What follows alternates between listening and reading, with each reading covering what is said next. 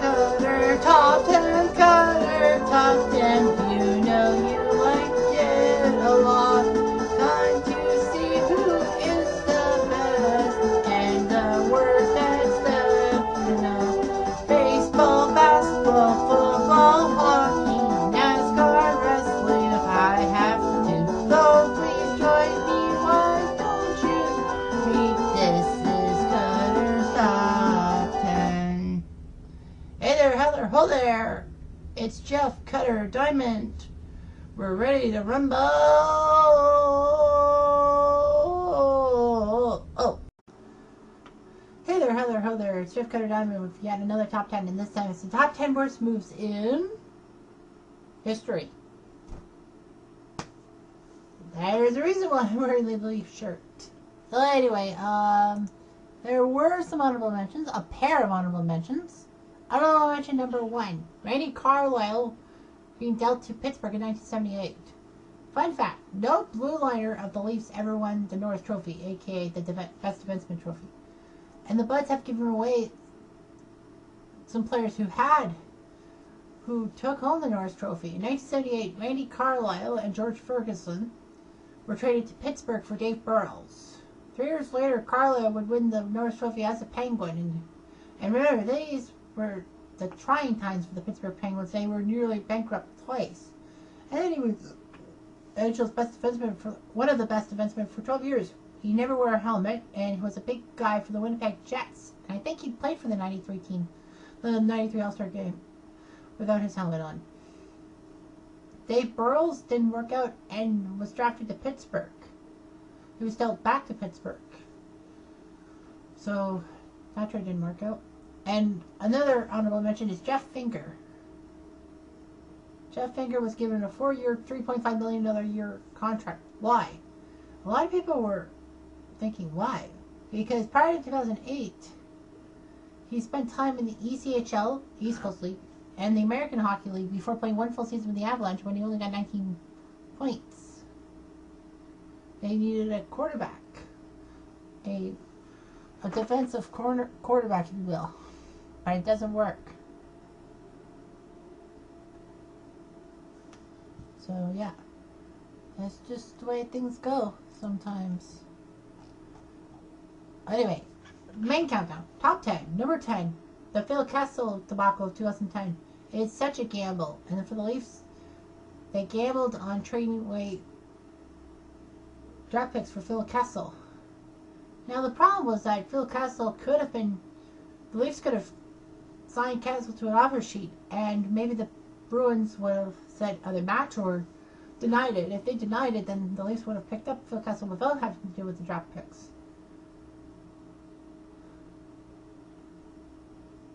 The problem was that the Bruins ended the draft picks.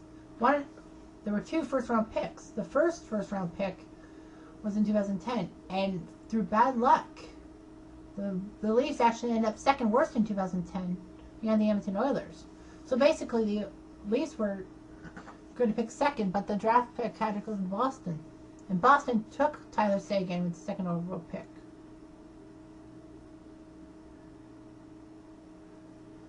Well, thankfully for Boston, Edmonton decided to draft Taylor Hall, who was still with Edmonton, and the Bruins got Seguin. They gave up on Seguin because of his off-the-ice issues, and he went to Dallas. So, anyway, Phil Kessel just likes playing hockey, but the media scrutiny in Toronto was just too much, and the Leafs traded him in 2015 to Pittsburgh. So anyway, worst of all was the other first-round pick was Dougie Hamilton, who's now with Calgary. Next up on the list is number 9. Giving up picks for Fesatoskala in 2007. Not again with the picks. The Leafs gave away their first and second round picks to the Sharks for Fesatoskala. And then the picks were actually drafted or were later dealt to St. Louis. So St. Louis ended up with the Leafs picks. In his 2 full seasons with the Leafs, Toskala did have a winning record. But he was the guy who gave up that 198-foot goal, as I mentioned in the last top 10. So anyway, St. Louis decided to pick a few players. With that first round pick, they pilfered from San Jose. St. Louis took Lars Eller and Aaron Palushna in the second round. But St. Louis must have feel a little ticked off because Lars Eller was traded from St. Louis to Montreal, and he's done pretty well as the durable Dane. Number 8. A first rounder, Alan McCauley and Brad Boyce for Olin Nolan. This seemed like a good deal for the Leafs. I mean, you trade a first rounder for Olin Nolan, who was power forward guy for the Sharks and the Avalanche, among others. And you give away Alan McCauley, who maybe you should not have given, and prospect Brad Boyce. It was just amazing. In the 2003 playoffs, he only got 2 points for the Leafs. Olin Nolan did. And although he was doing he had a respectable season. He left the squad after the lockout. Alan McCauley became a decent player for the Sharks too. And Brad Boyce, the Leafs must have regretted that because Brad Boyce, when he went to St. Louis, became a superstar 20-goal scorer. The Leafs picked him up, but I think they dumped him off again. Right? Number 7, Mike Komisarek pick, signing him in 2009. Mike Komisarek was an NHL All-Star for the Montreal Canadiens, thanks to the fan vote. Well, of course, the All-Star game was in Montreal, Again, like the Nolan trade, when they signed Komisarek, it seemed like a good idea. $4.5 million a year for 5 years. They looked like they had a shutdown defenseman. But thanks to injuries and bad expectations, Komisarek was sent down to the AHL, and then the Leafs got rid of him as a free agent. I don't know where he is now, but anyway, Komisarek was just a big blow-up. Number 6, Kenny Jonsson and other stuff to the Islanders in 1986. The Kenny Jonsson deal is tough to evaluate. Kenny Jonsson was this respected captain for the Islanders after the Leafs got rid of him. The thought process was to get Wendell Clark back to Toronto because Wendell Clark was traded from Toronto to Quebec for Mats Sundin, as you all know. Although Sundin was a good pick, that was good and all that. Wendell Clark was too injury prone, I guess. So the trade was this: Kenny Jonsson, John Haggerty, Darby Hendrickson, and a first-round pick to the Islanders for Wendell Clark, Matthew Schneider, and DJ Smith. Matthew Schneider was a good defenseman, but, I mean, he had his time with the Montreal Canadiens and all that. So, can't fault him for that. Schneider didn't really do well for the Buds. And then when he went to Detroit, he started doing pretty well. So Jonsson and Schneider canceled each other out. Wendell Clark was just fantastic. But the problem was the first round pick went to the Islanders. And guess who the Islanders took with that first round pick in 97? Somebody by the name of Roberto Luongo. So the Islanders star goalie, well, the goalie for the future, was actually the Leafs' fault. Leafs didn't hang on to him. Number 5, a first rounder for Tom Krugers in 1989.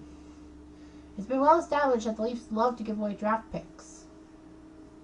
Coupled with poor foresight, terrible foresight, in mid-1989, this first round pick was for the 91 draft.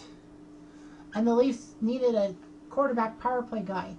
And it was Tom Krugers. He didn't really do too well for the Leafs. He lasted 2 years with the Leafs and played on 7 NHL teams in 11 years without doing much. I was covered with the Cupcakes.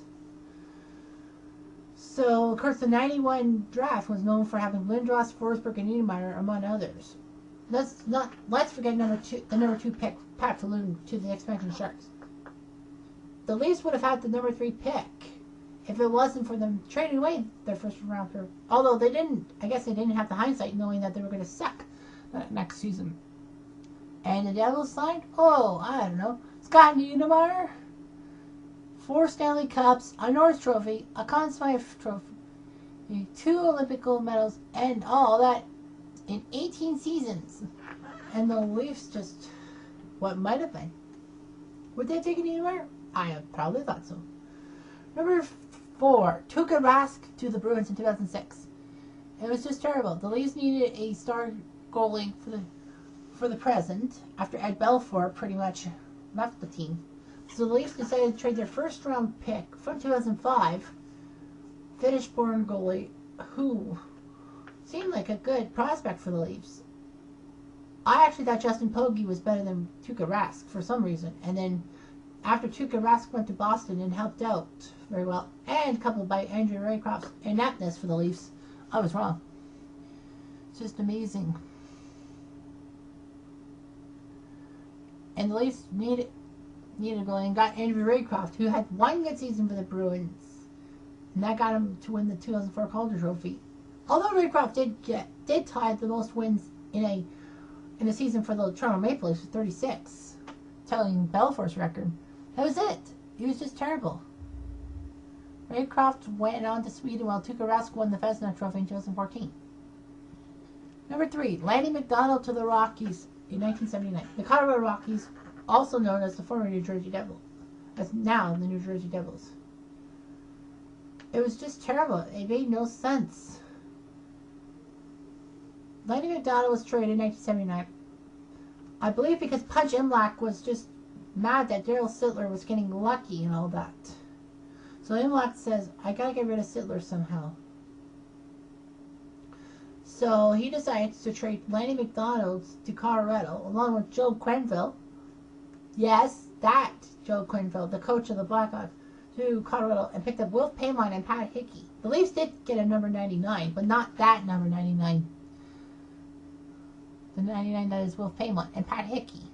McDonald ended up scoring 66 goals in 1983 for the Flames, after Colorado traded him to Calgary just before they moved to New Jersey. He would lift the Stanley Cup in his final season in '89 with the Flames. And Punch Imlach. The problem with Punch Imlach was that, well, Harold Ballard brought Imlach in to the team only because they couldn't get Scotty Bowman or Don Cherry. Scotty Bowman, of course, didn't like the way the Leafs were running Harold Ballard, and Don Cherry refused, even though he had a good offer from Ballard because he gave a handshake agreement to Colorado. So yeah, so Don Cherry coached Lanny McDonald for that year. That was pretty nice. Number 2, Daryl Sittler to the Flyers in '82. It was just amazing. Daryl Sittler was the Leafs franchise in the 70s, but then of course Imlach and Ballard, and of course a lot of interference and all that. Daryl Sittler finally decided, after a few years of feuding with Mayer, to accept the trade to Philly for a second-round pick and future considerations. The Leafs gave away their most popular player to Philly. Sittler only played a few years with Philly and Detroit, and then their draft pick was one of the worst mediocre players of all time, Peter Inrachek.